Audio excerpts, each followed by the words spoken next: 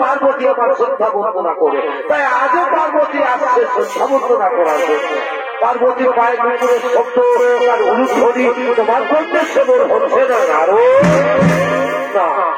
যাও গো বাবা ভোলানাথ, আমি জানি না কেমন ভাবে বাবা পার্বতী তোমার শ্রদ্ধা বন্দনা করে। তোমার আমিও দেখতে চাই বাবা পার্বতীর শ্রদ্ধা বন্দনা ও তার স্বামী সেবা। ও বুঝতে পেরেছি, বুঝতে পেরেছি। আরো তোমার মনে বলতো না, তুমি যতদিন যতবার নতুন করে কিছু জানতে চেয়েছো, তোমার স্বর্গরাজ্যে কৈলাসে কিছু না কিছু অঘটন ঘটেছে, আর আজও তুমি কি জানতে চেয়েছো, তাও আমি বুঝতে পেরেছি। ঠিক আছে, এসো নারদ, আগে দেখে নাও পার্বতীর শ্রদ্ধা বন্দনা। ওই দেখো আমার পার্বতী আসছে।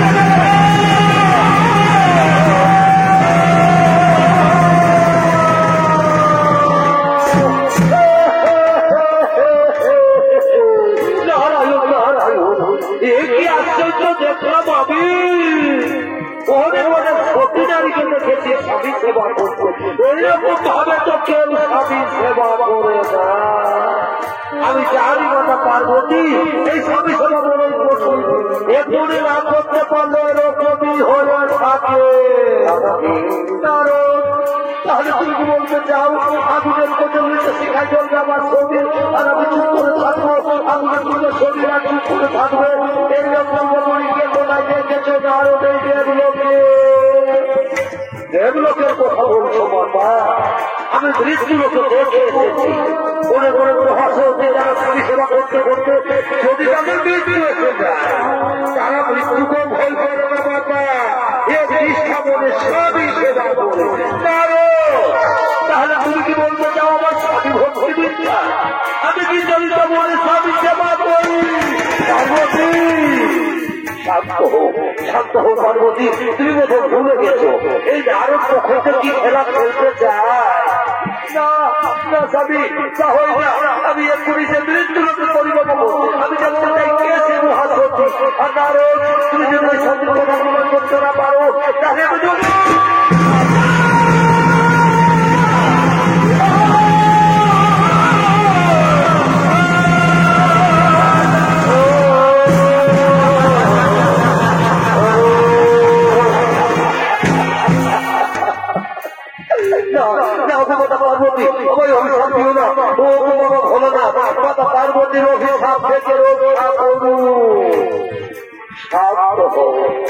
সপ্তাহ নারদ তুমি ভয় করো না।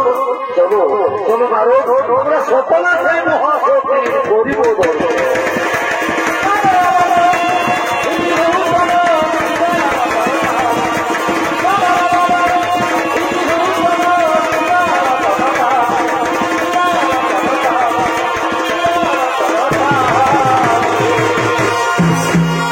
অপরদিকে ব্রহ্মপুত্র ত্রিপুরা তার স্ত্রী অনুসুয়া দেবী তারা তাদের কুটিরের দিকে আগমন করছে।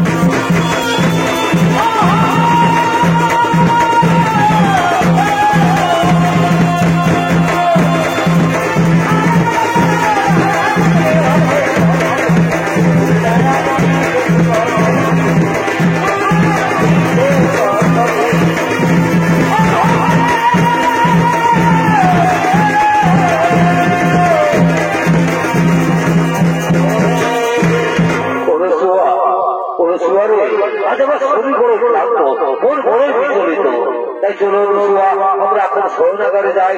আমি স্বয়ং করবো অনুসুয়া, আমি স্বয়ং করবো। তাই চলো স্বামী, তাই চলো তুমি স্বয়ং করবে, আর আমি তোমার চরণ তলে বসে আমি তোমার চরণ সেবা করবো স্বামী, আমি তোমার চরণ সেবা করবো।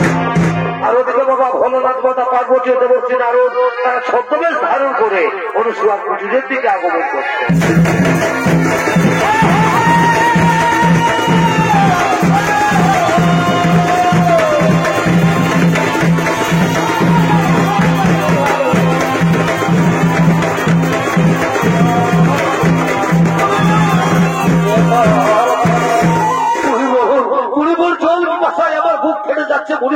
ক্ষুধার জ্বালার সহ্য করতে পারছি না। আর একটুখানি ধৈর্য ধরুন যোগীরা, আর একটুখানি ধৈর্য ধরুন। ওই যে দেখা যাচ্ছে কুটির, যাও যাও যোগীরাজ, ওই কুটির থেকে যে নাও পিপাসার জল আর ক্ষুধার সামগ্রী। হ্যাঁ হ্যাঁ তুমি ঠিকই বলেছো মুনিবর, আমি যাবো ওই কুটির থেকে চেয়ে দেবো পিপাসার জল আর ক্ষুধার সামগ্রী। এই যে রমণী, তোমার কুটির সন্নিকটে আমরা কিছু তপস্বী মুনি ঋষিগণ এসেছি। আজ আমরা বড়ই ক্লান্ত, ক্ষুধার্থ, তৃষ্ণার্থ, আমাদের কিছু ভিক্ষে দেবে মাতা? আমার প্রণাম গ্রহণ করুন মুনি ঋষিগণ, অপরাধ মার্জনা করবো। এই মুহূর্তে আমি আপনাদের ভিক্ষে দিতে পারলাম না গো, এই মুহূর্তে আমি আপনাদের ভিক্ষে দিতে পারলাম না। এই যে দেখছেন আমার স্বামী আমার কোলে মাথা রেখে শয়ন করেছে। আগে স্বামী দেবতা ঘুম থেকে উঠুক, তারপর আমি তোমাদের সেবাদান করবো মুনি ঋষিগণ, তারপর আমি তোমাদের সেবাদান করবো। স্বামী সোহাগিনী বলি, ও স্বামী সোহাগিনী, তোমার কুটির থেকে ভিক্ষে দাঁড়িয়ে না খেয়ে মুনি ঋষিগণ চলে যাবে। আর যদি তারা ক্ষুধা তৃষ্ণার জ্বালায় কোথাও প্রাণ ত্যাগ করে, তাহলে বুঝি তোমার পাপ হবে না? না মাতা, তা হই না। শাস্ত্রে বলেছে নারীদের একমাত্র পরম ধর্ম স্বামী সেবা, স্বামী হই নারীদের ভগবান। আর আমি যদি এক নিষ্ঠা মনে আমি আমার স্বামী সেবা করে থাকি, তাহলে মুনি ঋষিগণ কেন মাতা, স্বয়ং যদি ব্রহ্মা বিষ্ণু কিংবা কৈলাসপতি বাবা ভোলানাথ এসে থাকেন, তবু আমার বিন্দু মাত্র পাপ করতে পারে না মাতা, তবু আমার বিন্দু মাত্র পাপ করতে পারে। হরি ওম তৎসৎ, হরি ওম তৎসৎ। বুঝতে পেরেছে যোগীরা, এ রমণী সে রমণী নয়, এ রমণী মৃত্যুকেও ভয় করে না। চলো যোগীরাজ, এখানে থাকা ঠিক হবে না, চলো আমরা বিদ্যালয়ে করিব।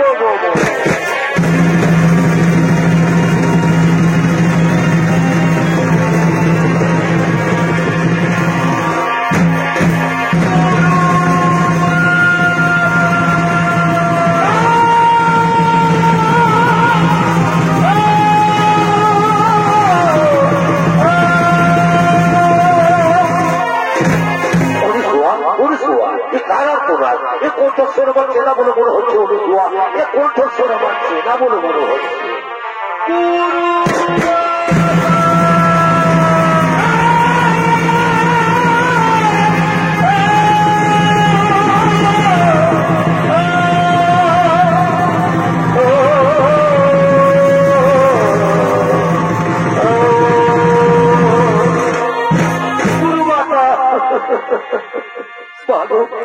আমি সর্বদিকে ফিরে আসা লাঞ্ছিতা অবহেলিতা উপেক্ষিতা নর্মদা দেবতা চক্রবর্তী, তুমি তো আমায় স্বর্গে পাঠিয়েছিলে, কিন্তু স্বর্গের দেবতা গুণ আমায় বিতাড়িত করেছে। বলে কিনা যে নারী স্বামী সেবা করে না তার স্বর্গে থাকার কোন অধিকার নেই। আমার গুরু মাতা, আমার বিবাহের কন্যাকে আমার স্বামীর মৃত্যু যোগ রয়েছে, তাই তো কেউ আমাকে আপন করে নিতে চাই না। তাহলে বলো বলো আমার গুরু মাতা, এখন আমি কি করি? এখন আমি কোথায় যাই?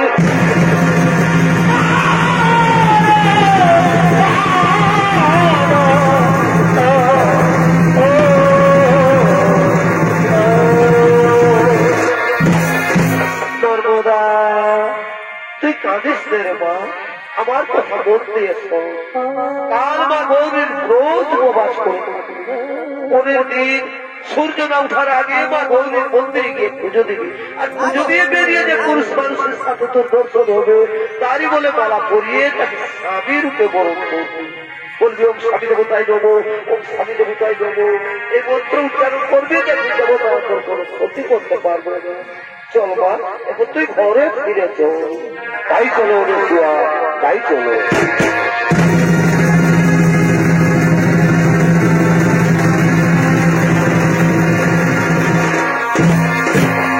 আর ওদিকে মা গৌরীর মন্দিরে গলিত কুষ্ঠরোগী আগমন করতে চলে।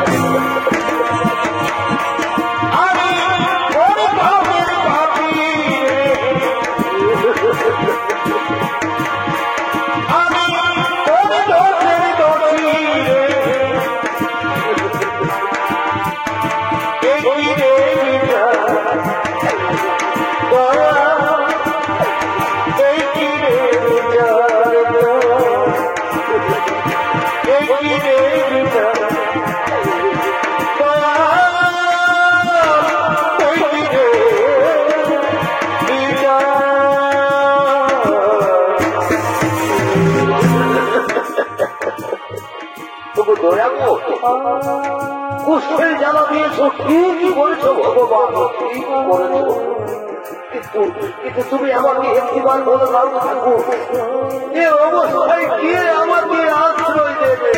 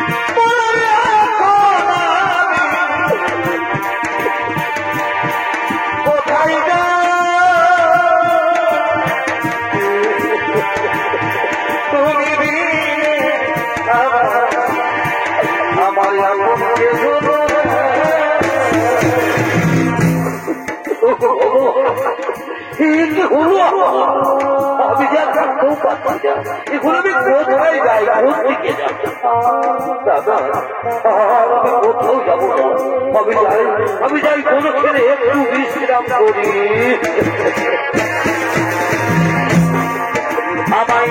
একটু জায়গা মন্দিরে বসি মন্দিরে বসি আমি অনাথ আমি অনাথ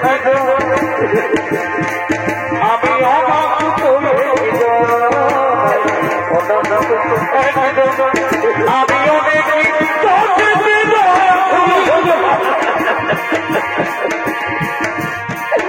আমার একটু জায়গা মন্দিরে বসি মন্দিরে বসি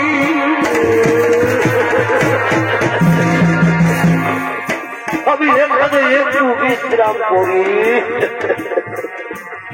আর ওদিকে নর্মদা চক্রবর্তী বা গৌরীর মন্দিরে পুজো দিয়ে বেরিয়ে পালা হাতে তার স্বামীও চেষ্টা করছে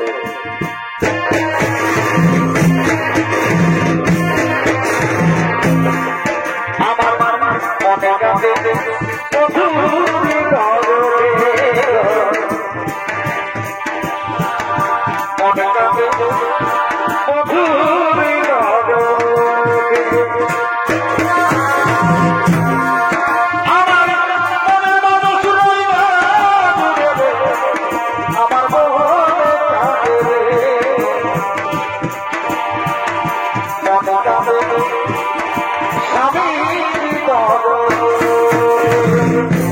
কি আনন্দের আজ আমার খুবই আনন্দের আশীর্বাদে আজ একজন পুরস্কারে স্বামী রূপে বরণ করবো কিন্তু এদিকে কোনো পুরুষ মানুষ দেখা যাচ্ছে তাহলে যাই ওদিকে দিয়ে যাচ্ছি তো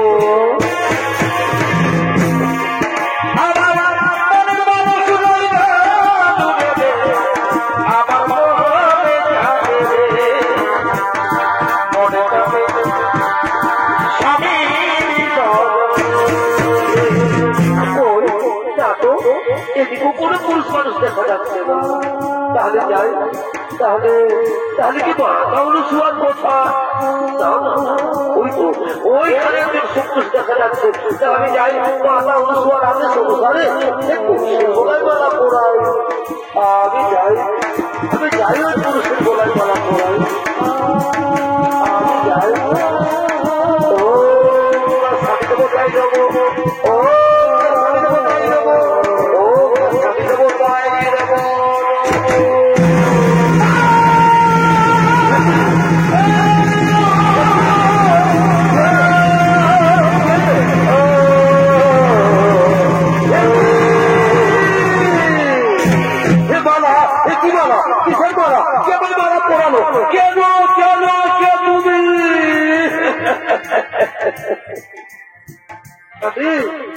আমি নর্মদা চক্রবর্তী গো আমি তোমার গলায় মালা পরিয়ে তোমাকে স্বামী রূপে বরণ করেছি জানো না নর্মদা চক্রবর্তী তোমার মনে হয় ভুল হয়ে গেছে সুন্দরী তোমার মনে হয় ভুল হয়ে গেছে খুলে দাও এই মালা তুমি খুলে দাও আর নিজের ঘরে চলে যাও জীবনে চলে যাও ভিতরে বোঝাই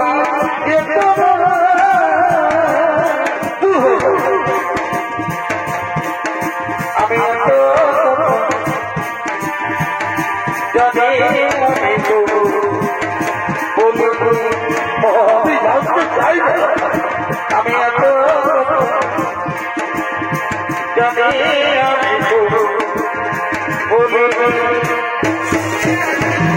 খুলে দাও এই মালা তুমি খুলে দাও মেয়েরা জাগোলাই মালা পোড়ায় সে তার ভগবান হয়ে যায় স্বামী সে তার ভগবান হয়ে যায় আচ্ছা বলো তো আমি কি তোমার বলো ও কথা বলো না ও কথা বলো না তুমি তুমি তো আমার যোগ্য ঠিকই ধরবো না, কিন্তু আমি যে তোমার যোগ্য নই ধরবো না, আমি যে তোমার যোগ্য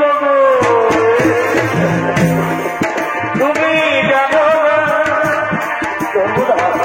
জানো না প্রিয়া, তুমি মোহর জীবনে সাধনা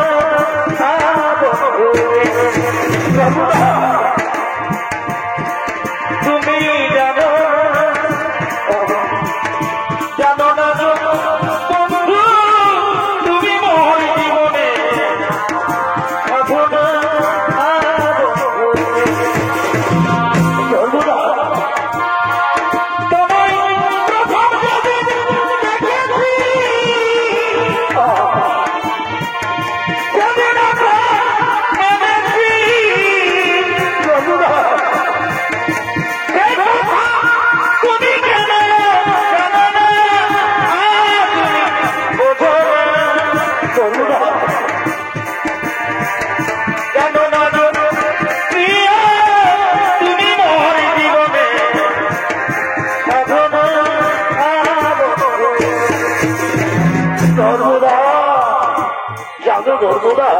আমাকে কেউ আশ্রয় দিয়ে যাচ্ছে যে রোগ কারো হয়ে যেতে পারে, আর তুমি ব্রাহ্মণ হয়ে তুলসীর মতো পবিত্র ফুলের মতো সুন্দর, তুমি হয়তো কোনো রাজ পরিবারের বউ হবে না, তুমি হয়তো কোনো রাজ পরিবারের বউ হবে, তুমি ছাড়া এ জীবনে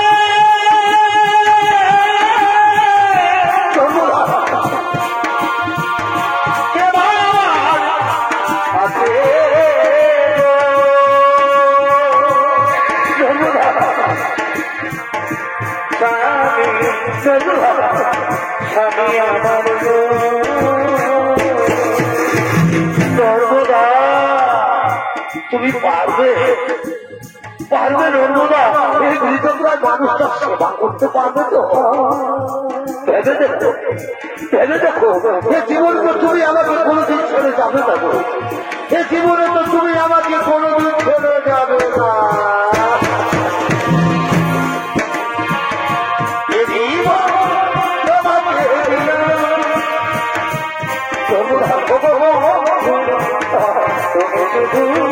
ভালোবাসা দিও তুমি শুধু ভালোবাসা। চলো গো, আমি তোমাকে নিয়ে মহাতীর করতে আগমন করি, আমার স্বামী দেবতা আমরা এখন মহাতীর করতে আগমন করি।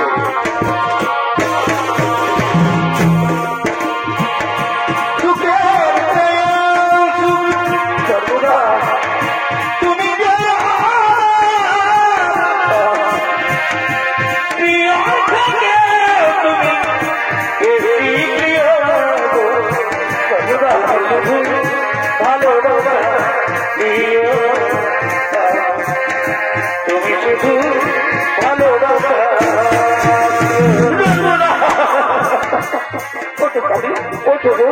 আমি তো তোমার কাছে কাছে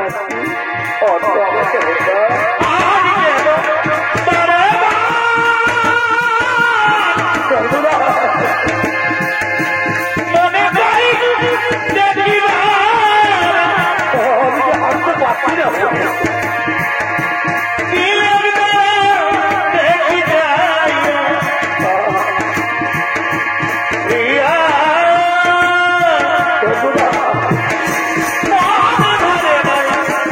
Yeah.